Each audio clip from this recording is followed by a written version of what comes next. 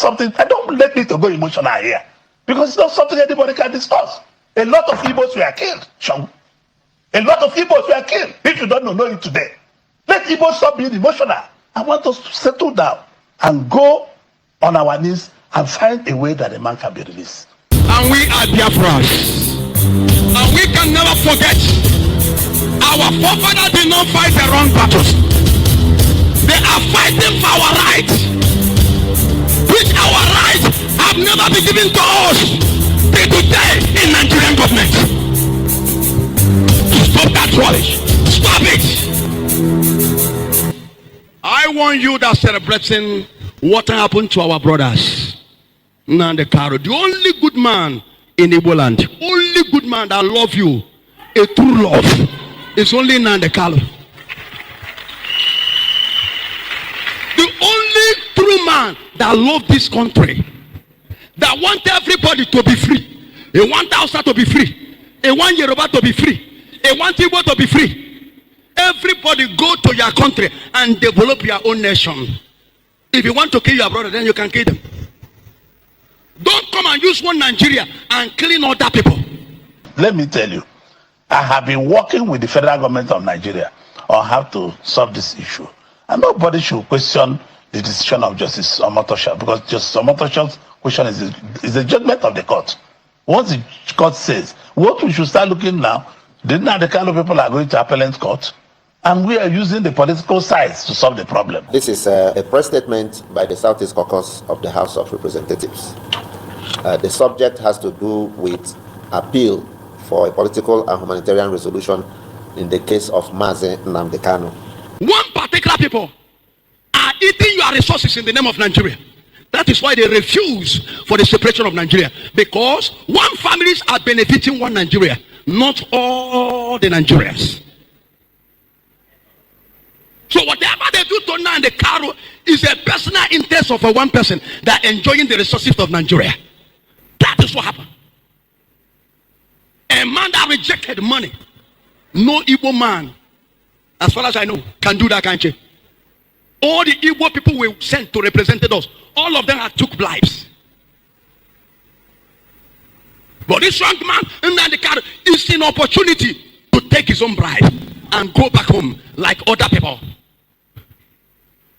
And they asked him, which is that be open up. If anybody will come out and say what he said, he have opened up and tell you, they asked me to be a vice president. I say no. They asked me, do you need oil well? I say no. That is why a lot of Igbo people don't want to. Because they want him to submit it to bribe. And the young man said, bribe for what? I am talking about freedom of everybody. I will tell you this. China is free today. Look at what they have been doing for their own children and celebrating their freedom with a lot of development and a lot of things they have achieved since they have separated from colonization or colonization.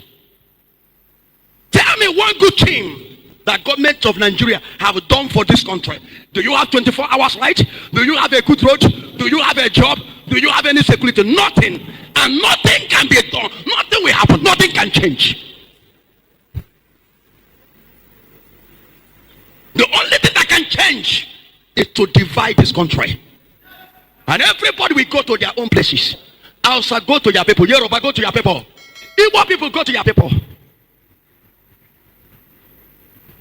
And they know if Nnamdi Kanu is released, fake election will not be happening here. Bad government will not continue here. Yes. So don't begin to celebrate evil that was done to you. Only man, the only good man that love you, outside Igbo Yoruba, is Nnamdi Kanu. They want everybody to enjoy their own resources. Your resources are enjoyed by one particular family that call themselves governor, call themselves senator, call themselves president. They are the one enjoying the money and the resources that belong to all Nigeria. People you vote in to represent you as a governor, as a senator, now want you to begin to praise them. Are you doing all the project with your money? As a president, as a governor, you are doing it with our resources. You did not work for it. Tell me one thing since Nigeria have independence. Tell me one thing that the government of Nigeria, every government that end, tell me one thing that they have done for Nigeria. No 24 hours light, no security, no good road, no job for all the citizens of Nigeria. Every citizen of Nigeria, every month, the government must pay you. It is your right. You see people that are handed your resources to manage for you, and now bugging to you to be calling the president. It's impossible. These are businessmen and disappointed men. Don't ever dare to speak against Nnamdi Kanu. If you have already, if he decided to sell you, he will sell you very well and live him fine now. But what? Nobody in Igbo land have done it. Nobody in this country, both in Yoruba land, both in Hausa land, have done that. Nobody can try it. When anybody agitates, they will set money to you and you will surrender. I want you to shout Nnamdi Kanu 21 times.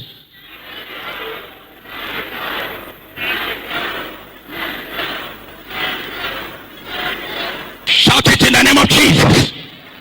And the Almighty God will still save him. The Almighty God will still save him. I remember in the time of Moses, the Lord fight for Moses. They have already concluded the destruction of Moses, but the heaven did not keep quiet. He said, the door I, the Lord, did not close. Nobody can close it. Pinigwe can no chairs here, and I'm pampaya.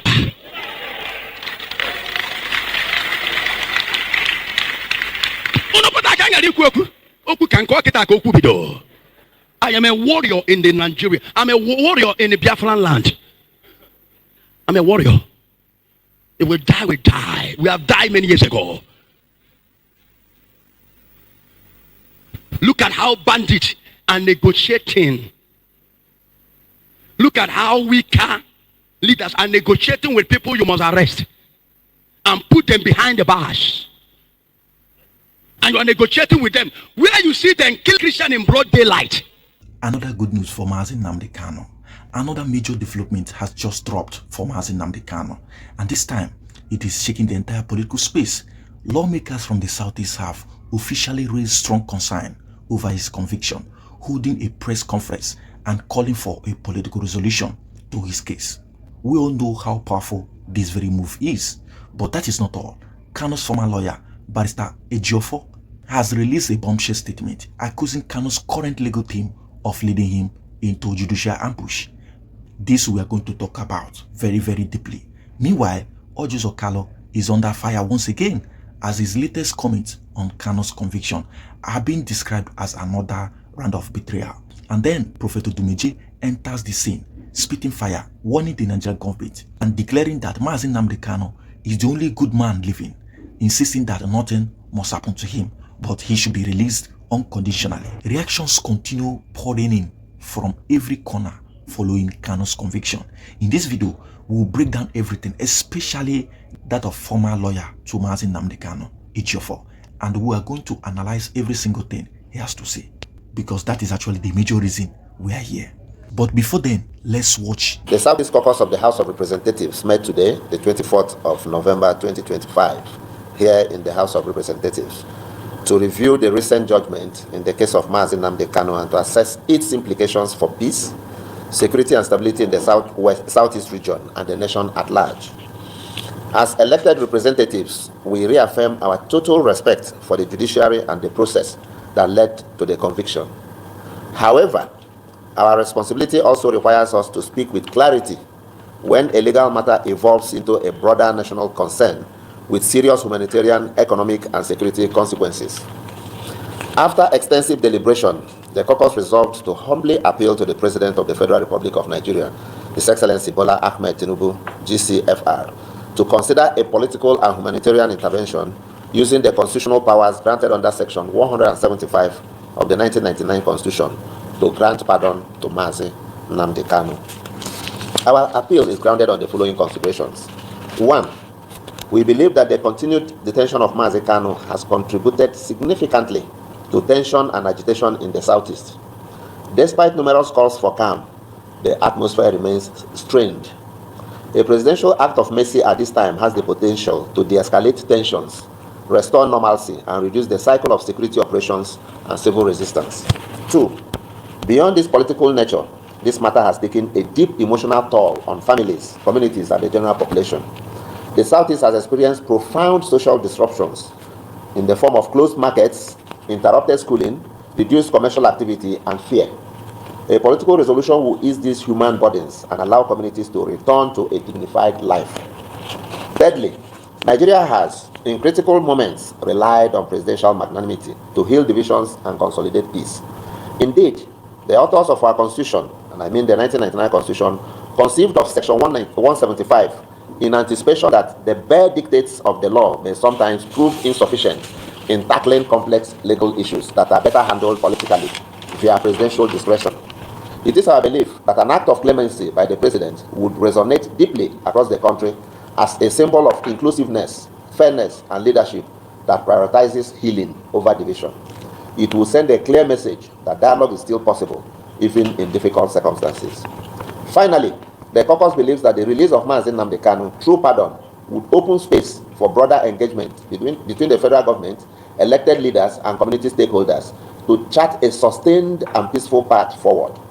Therefore, in the spirit of national healing, unity, and responsible leadership, we respectfully urge the President to consider this request as an investment in Nigeria's long-term peace and cohesion. We call on all citizens of the Southeast to remain calm, law-abiding, and supportive of ongoing efforts to secure a peaceful resolution. So let me ask you, Senator, now that Nnamdi Kanu has been sentenced to life imprisonment, how do you assess the verdict of the court, legally, politically, and morally? Well, Shaw, I want to use two theories, like I told you before in this show, that I wouldn't like to talk about those issues, but I want to use two theories that are profounded by two Nigerians just in the last 48 hours. One was Bianca Ojukwu, Mrs. Bianca Ojukwu. Secondly, was that theory of mascot Uzor, who happens to be my younger brother. Their theories are perfect. It's not time for noise making. It's not time for fighting.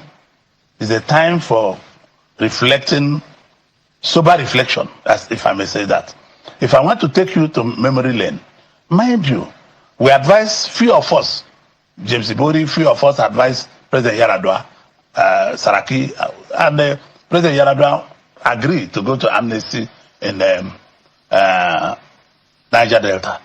Let me tell you, when we focus solely on Nnamdi Kanu, we have to solve this problem holistically, because there are over 30,000 Igbos that were killed, people that have their shop and no shops, people lost their businesses. I used to sell my products in manufactured product, I own manufactured product in Abia, in Aba. I know what the numbers were, and people are just talking about soldiers killed and all the rest of them. There are many people that lost their jobs. There are many people that lost their shops. There are over 30-something thousand Igbos that were killed in this process, and nobody talks about them. The problem of Nnamdi Kanu is what we need to solve. Political process. Not so longer like Bianca Ojukwu and Mascot Uzor profounded, I saw in the news, that they should stop the noise, they should focus on the settlement with the federal government. Let me tell you, I have been working with the federal government of Nigeria on how to solve this issue. And nobody should question the decision of Justice Omotosha, because Justice Omotosha's question is the judgment of the court.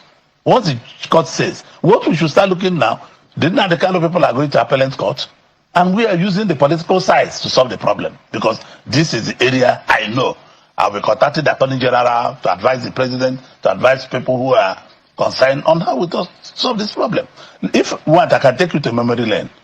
If I want to take you to memory lane, when I wanted to join the APC in 2016, may his soul rest in peace, President Buhari, with his Minister of Justice and with the Director of SSS, they found a way and supported, because I told them I won't join the party if Nnamdi Kanu is not released on bail to face trial. If I cannot tell you, but if you say you ask people to keep people, you must face trial. But I wanted him to be in his house, and even they were to release him to my house. I told them, no, where I live is sensitive. Release him to Omaya. We walked. Alhaji Lawan Daura is alive. And my condoms. Malami is alive. They all helped to make sure that he was released on bail. I can't go further. I know the pressure. May his soul rest in peace.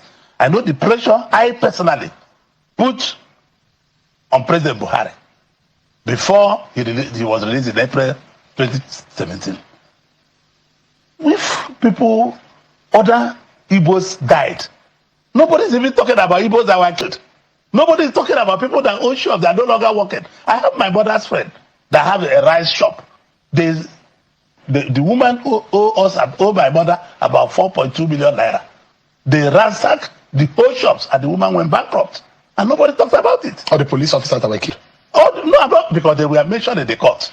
The court never mentioned 30,000 something Igbos that were killed. The court never mentioned about people that lost their business and run away from their villages. It's not something, I don't let me to go emotional here. Because it's not something anybody can discuss. A lot of Igbos were killed, Sean. A lot of Igbos were killed. If you don't know it today. Let Igbos stop being emotional.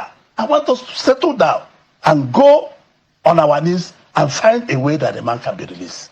It's part of my job to do it. Is it possible that Nnamdi Kanu can take responsibility of the course of action or whatever happened? Well, I don't know. I'm not him.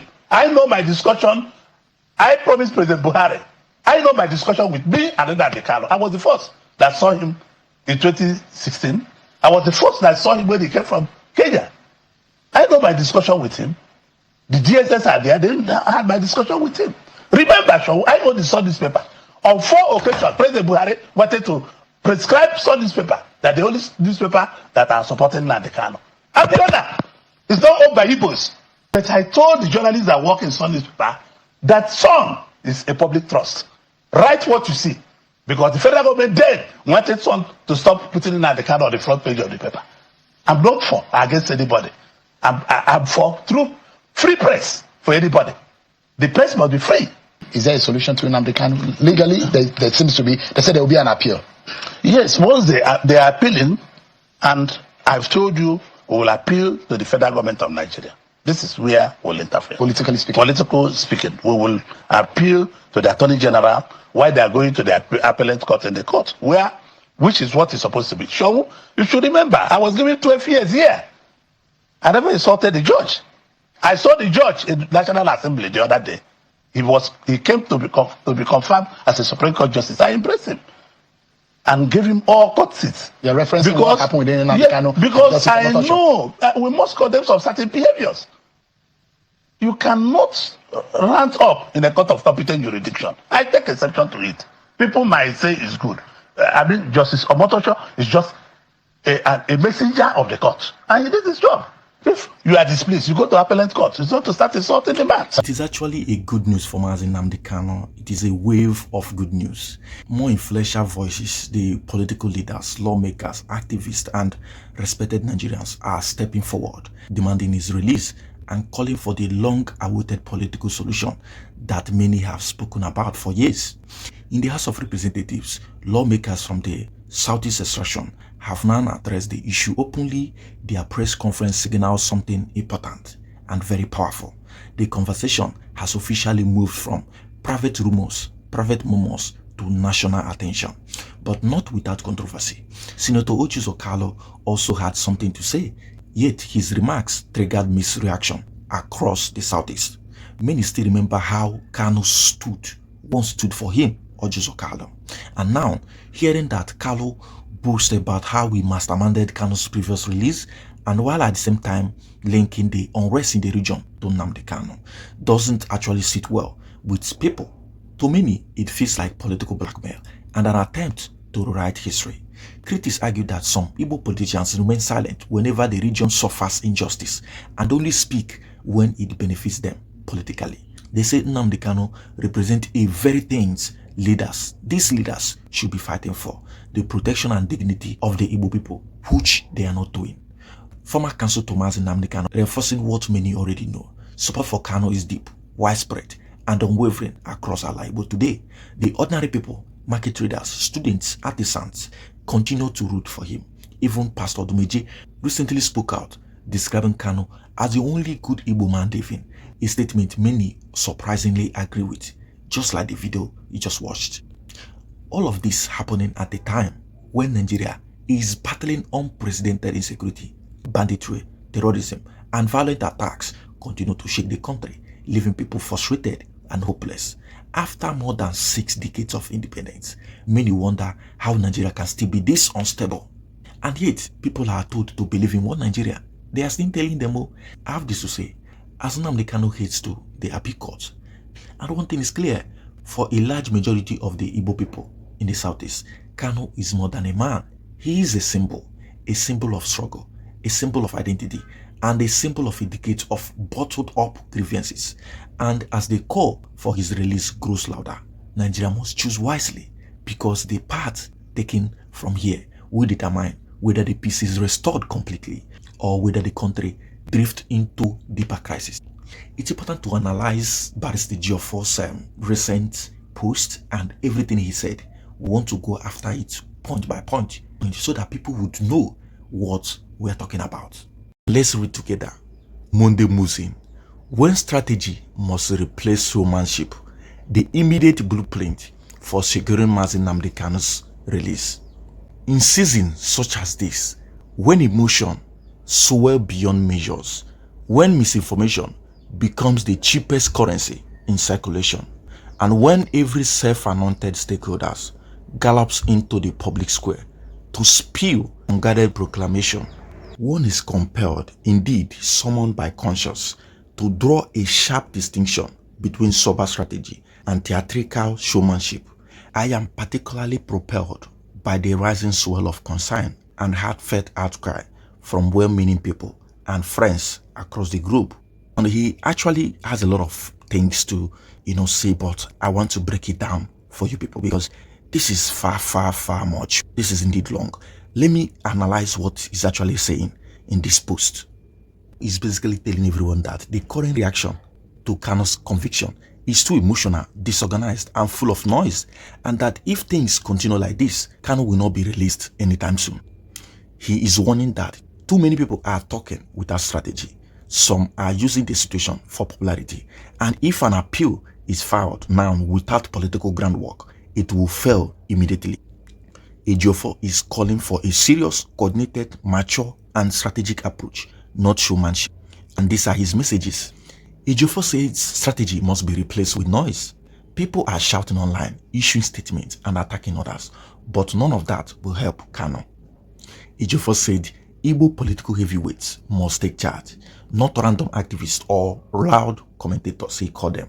He wants respected Igbo governors, ministers, senior political figures, and the national personalities. Because when I say that Mazi Nnamdi Kanu's case is beyond legal firework and all of that, this is exactly what I mean. The same Ejiofor that is saying that the lawyers of Mazi Nnamdi Kanu, the one he has right now, didn't do well, didn't do much. That in fact they ambushed the case and all of that, is the same person that is even advocating for political solution. So he's advocating for political resolution, whereas he's also accusing other people, the legal reps of Mazi Nnamdi Kanu, that they didn't do much. That if he was there, Nnamdi Kanu wouldn't have been convicted. Even though I'm not a lawyer, but I've always known that Nnamdi Kanu's case is not something you will trash or conclude within the corridor of courtroom. It's not possible and it can never happen. Why? Because it carries a lot of weight. Ejiofor is also saying that a powerful legal team must lead, not amateur lawyers. He says the current legal handling has too much drama and not enough high-level strategy. He wants internationally respected lawyers to take over the case. This is really commendable. Every one of us wants that, because Nnamdi Kanu's appeal should be, done by, and I don't think it should be rushed. And it should also be done by the well-learned constitutional lawyers. Ejiofor said first step is to visit Mazi Nnamdi Kanu in prison. He said before any legal move, Kanu must give them authority, that is mandate. Everyone must agree on a single strategy, no divided voices or mixed messages. That is what everyone wants. 5, he is also saying that political negotiation must come before filing an appeal. He insists that political intervention with the federal government is the most important and urgent part right now. And he also advised that they should not rush to file an appeal without political backing. He says it will fail. The case will be dead on arrival. Stop online insults, fights, and emotional reactions. He warns that all the social media battles are hurting the case, not helping it. Ejiofor talk about the opportunists. He calls out some people who pretend to be fighting for Kanu but are really seeking attention, relevance, and political points. Ejiofor is also advocating that the real work must happen quietly, privately, and strategically. He says success will come from discreet, behind-the-scenes negotiations, not loud public announcement. Ejiofor assured his followers, his fans, that hope is not lost. He reassures everyone that with a united team, good strategy, and the right political actors, Kanu can still be released. Conclusively, Ejiofor is saying, stop the noise, stop the drama. This is the moment for quiet political negotiation and reflection, a high-level legal strategy. He argues that securing Nnamdi Kanu's release now requires disciplined strategy, not public drama. According to him, an elite coalition of respected Igbo political leaders and top-tier legal experts must quietly take over the process, beginning with a direct visit to Mazi Nnamdi Kanu to obtain his mandate and align on a unified plan. He warns that filing an appeal without political groundwork will almost certainly fail, and that online hostility and opportunity activism are only damaging the cause. His message is a call for coordinated diplomacy and confidential negotiations and sober federalism, not noise. And I completely agree with Ejiofor in this regard. But what I will not take is that Nnamdi Kanu's legal team or those that were representing him were not doing enough, thereby the conviction was this and that. No, I don't agree with that. Nnamdi Kanu's case is beyond what you will settle in the courtroom. Earlier, before Ejiofor made the other post, he basically lashed the legal team of Mazi Nnamdi Kanu, accusing them of destroying the case through incompetence, showmanship, social media drama, poor legal decisions, revealing sensitive information, encouraging Kanu to represent himself, turning the trial into content for clout. Ejiofor is saying the case should never have, reached the point of conviction if handled properly, and that he and other senior lawyers had been close to securing major legal victories for Kanu before being pushed aside by the new amateur team. Let's even understand this. He says that from 2015 to 2023, that is Nnamdi Kanu's former legal representative, that he was actually one of the leader of that very legal councils, secured big legal wins for Mazi Nnamdi Kanu as at that time. They protected Kanu internationally, negotiated behind the scenes. They were also close to another major breakthrough after the Court of Appeal decision. But Kanu allegedly shared sensitive strategy with some inexperienced people. He said these newcomers messed up everything. He calls them clowns, amateur legal showmen, entertainers in wigs, legal lightweights, people seeking Instagram relevance. He says they cared more about, filming themselves, posting updates, going viral, looking important on social media. He said they encouraged Mazi Nnamdi Kanu to represent himself, which, according to him, shouldn't have been something to be allowed. He claims the court warned against this and that. Kanu representing himself was dangerous. These consultants encouraged it. Their advice directly contributed to his conviction. So Ejiofor is basically blaming this Nnamdi Kanu's legal, team for the conviction. Ejiofor said their public lies damaged the case. He argues that false updates on social media, exaggerations, misleading claims all backfired in court because prosecutors use the contradictions against Nnamdi Kanu. He calls this a judicial ambush created by his own team.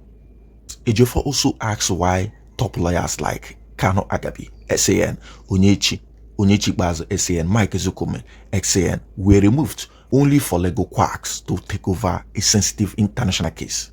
Ejiofor says the case now needs serious cleanup before any new strategy can work. He says the damage caused by the incompetent team must be repaired, publicly reduced, publicity reduced, professionalism restored, real experts brought back. Ejiofor is basically saying only professionals can save this case and remove the showmen. Now, in organized terms, what message is he passing? He is defending his reputation and accusing others of sabotaging the case, misleading the public, endangering Nnamdi Kanu, turning the trial into content for social media clout. Ejiofor is saying that Kanu's conviction was avoidable, but mishandling, arrogance, and showmanship caused everything to collapse. Ejiofor should understand that Mazi Nnamdi Kanu's conviction goes far beyond the issue of legal representation or the shortcoming he has highlighted here. I mean, this is a case of national interest. The situation became fundamentally different after Kanu's extraordinary rendition from Kenya. So when he compares it to the victory he had last, I just laugh. No matter the quality of lawyers involved, the Nigerian government posture towards Kanu after that abduction placed the case in a territory that was no longer purely legal. And this brings to us the idea of most of us that are, recommending political solution as the only way that this case will go down. Ejiofor may, reference his past victories, and indeed, those victories are on record. But he seems to forget that those same victories nearly cost his life, nearly cost the life of Mazi Nnamdi Kanu. His home was invaded, innocent people were unalived, and he himself barely escaped. That alone shows that for Kanu, there was never going to be any true safety, whether inside the DSS facility or outside in the open. The federal government has demonstrated repeatedly how badly they wanted his aid on this matter. That particular reality cannot simply be blamed on lawyers saying they are seeking clout. Besides, was Ejiofor not part of the same legal team barely a year ago? During the same time Nnamdi Kanu was actually abducted. What exactly did he achieve during that period that changed Kanu's condition? If clout chasing is now his allegation, then he should also recall that justice for an Igbo man in Nigeria has never depended solely on the courtroom, not to talk of the issue of Mazi Nnamdi Kanu, because it is a deep-rooted political and systemic issue. So reducing it to social media theatrics alone ignores the far dangerous forces at play. I know most people will be like, am I against this man? No, I don't have any personal beef. I don't have any personal issue to Ejiofor. But there are many things he's actually not talking about here because of the interest probably he had or he has in this case. And let me even ask, why make all this accusation now? Did he not see that Mazi Nnamdi Kanu spent fully 5 years in DSS custody without trial? And after his rendition from Kenya, where else in the world does such a thing happen? If this injustice persisted for a half a decade, it is simplistic to pretend the problem is just lawyers who took over after him. I would just say frankly that Ejiofor's tone suggests he's speaking from emotion, influenced by the fact that he's no longer in charge of the case. He should also remember that he himself was once accused of ambushing or misleading his own client, and ultimately a client can only dismiss a lawyer when he believes that a lawyer's service are no longer helping him. So the question remains, why exactly did Ejiofor leave the case? Because me, I'm not an insider. People who knows should drop the reason in the comment section.